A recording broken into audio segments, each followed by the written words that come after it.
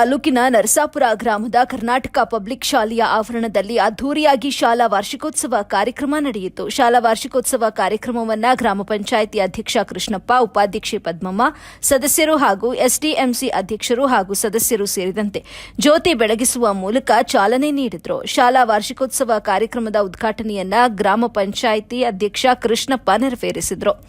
ಕಾರ್ಯಕ್ರಮದಲ್ಲಿ ಭಾಗವಹಿಸಿದ ಗಣ್ಯರಿಗೆ ಮುಖ್ಯ ಶಿಕ್ಷಕರಾದ ಸೊನ್ನೇಗೌಡರವರು ಸ್ವಾಗತಿಸಿದರು. ಕಾರ್ಯಕ್ರಮದ ನಿರೂಪಣೆಯನ್ನ ವೆಂಕಟರಮಣಪ್ಪರವರು ನೆರವೇರಿಸಿಕೊಟ್ಟರು. ಕಾರ್ಯಕ್ರಮದಲ್ಲಿ ಭಾಗವಹಿಸಿದ ಗಣ್ಯರಿಗೆ ಸನ್ಮಾನಿಸಿ ಗೌರವಿಸಲಾಯಿತು. ತಾಲೂಕಿನ ನರಸಾಪುರ ಗ್ರಾಮದ ಕರ್ನಾಟಕ ಪಬ್ಲಿಕ್ ಶಾಲೆಯಲ್ಲಿ ಹಮ್ಮಿಕೊಂಡಿದ್ದ ಶಾಲಾ ವಾರ್ಷಿಕೋತ್ಸವ ಕಾರ್ಯಕ್ರಮವನ್ನು ಕುರಿತು ಮಾತನಾಡಿದ ಕೆ. ಶ್ರೀನಿವಾಸ್ ರವರು, ಶಾಲೆಯು ಮಕ್ಕಳ ಸರ್ವತೋಮುಖ ಬೆಳವಣಿಗೆಗೆ ತನ್ನದೇ ಆದ ವಿಶಿಷ್ಟ ಕೊಡುಗೆ ನೀಡುತ್ತಾ ಬಂದಿದೆ.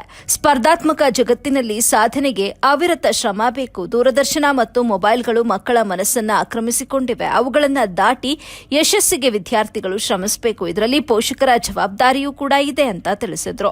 ಇದೇ ಸಂದರ್ಭದಲ್ಲಿ ಸಿಆರ್ಪಿಯು ಗೋವಿಂದ್ ಮಾತನಾಡಿ, ಕೆಲವು ಮಕ್ಕಳು ಕೇವಲ ಒಂದೇ ವಿಷಯಕ್ಕೆ ಸೀಮಿತವಾಗಿ ಸಾಂಸ್ಕೃತಿಕ ಚಟುವಟಿಕೆಯಲ್ಲಿ ಭಾಗವಹಿಸಲು ಹಿಂದೇಟಾಗ್ತಾರೆ.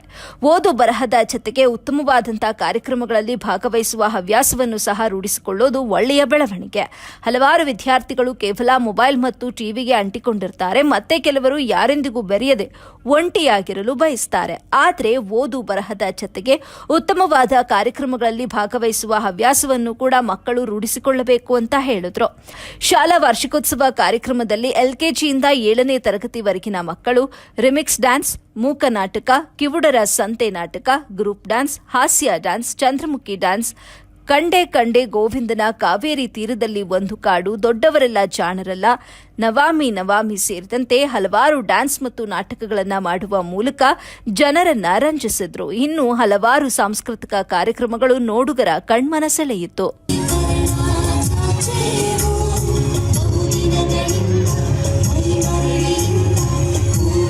ನಾನು 7 ವರ್ಷ CRP ಆಗಿ ಕಾರ್ಯನಿರ್ವಹಿಸ್ತಾ ಬಂದಿದ್ದೇನೆ.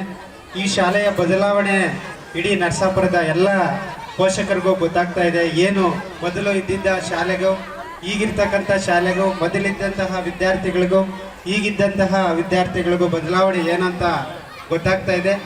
ಮಕ್ಕಳ ಕಲಿಕೆಯಲ್ಲಿ ಯಾವುದೇ ಕೊರತೆ ಆಗ್ತಾ ಇಲ್ಲ. ಅಂದರೆ ಇಲ್ಲಿ ನಮ್ಮ ಶ್ರೀನಿವಾಸ್ ಸರ್ ಹೇಳಿದಾಗೆ ಎಲ್ಲ ಒಳ್ಳೆ 2 ಪರೀಕ್ಷೆಗಳನ್ನು ಎದುರಿಸಿ ಒಳ್ಳೆ ಎಬಿಲಿಟಿ ಇರ್ತಕ್ಕಂಥ ಶಿಕ್ಷಕರೆಲ್ಲ ಕೂಡ ಬಂದಿದ್ದಾರೆ. ಈಗ ಪರೀಕ್ಷಾ ಸಮಯ ನಿಮಗೆಲ್ಲ ಗೊತ್ತಿದೆ. ಮಾರ್ಚ್ ತಿಂಗಳು ಪರೀಕ್ಷೆಯನ್ನು ಎದುರಿಸಿ ಮತ್ತು ಮುಂದಿನ ತರಗತಿಗಳಿಗೆ ತೆರೆಗಡೆ ಹೊಂದತಕ್ಕಂಥ ಒಂದು ನಿಟ್ಟಿನಲ್ಲಿ ಕಾರ್ಯಕ್ರಮಗಳು ಇನ್ನು ಪ್ರಾರಂಭ ಆಗುತ್ತೆ.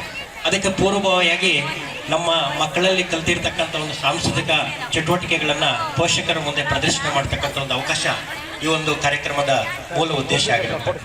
ಇಲ್ಲಿ KPS ಶಾಲೆ ಬಗ್ಗೆ ಒಂದೆರಡು ಮಾತು ಹೇಳಕ್ಕೆ ಹೋದರೆ, ಬಹುಶಃ ನಮ್ಮ ತಾಲೂಕಿನಲ್ಲಿ 2 ಕಡೆ KPS ಶಾಲೆಗಳು ಪ್ರಾರಂಭ ಆಗಿದ್ದಾವೆ, ಕರ್ನಾಟಕ ಪಬ್ಲಿಕ್ ಶಾಲೆಗಳು. ಒಂದು ನರಸಾಪುರ, ಪ್ರಪ್ರಥಮವಾಗಿ ಪ್ರಾರಂಭ ಆಗಿದ್ದು ನರಸಾಪುರದಲ್ಲಿ. ಮಾತುಗಳನ್ನು ಬೇಗ ಮುಗಿಸುತ್ತೇನೆ. ಅಧ್ಯಕ್ಷರಾಗಿ ನಾನು ಏನು ಮಾತಾಡಬೇಕು ಅದನ್ನು ಮಾತಾಡಿ ಮುಗಿಸುತ್ತೇನೆ. 2019ರಲ್ಲಿ ನಾವು ಅಧ್ಯಕ್ಷರಾಗಿ ಆಯ್ಕೆ ಆಗಿದ್ದು. 19ರಲ್ಲಿ ಕೊರೋನಾ ಬಂದಿದ್ದರಿಂದ 2 ವರ್ಷಗಳ ಕಾಲ ನಾವು ಕಾರ್ಯದಲ್ಲಿ ಯಾವುದೇ ಚಟುವಟಿಕೆಗಳನ್ನು ಮಾಡಲು ಆಗಲಿಲ್ಲ. 20ನೇ ವರ್ಷದ ನಂತರ ಸ್ವಲ್ಪನೇ ನಾವು ಈ ಶಾಲೆಯನ್ನು ಅಭಿವೃದ್ಧಿ ಮಾಡಲು ಹೊರಟಿವಿ.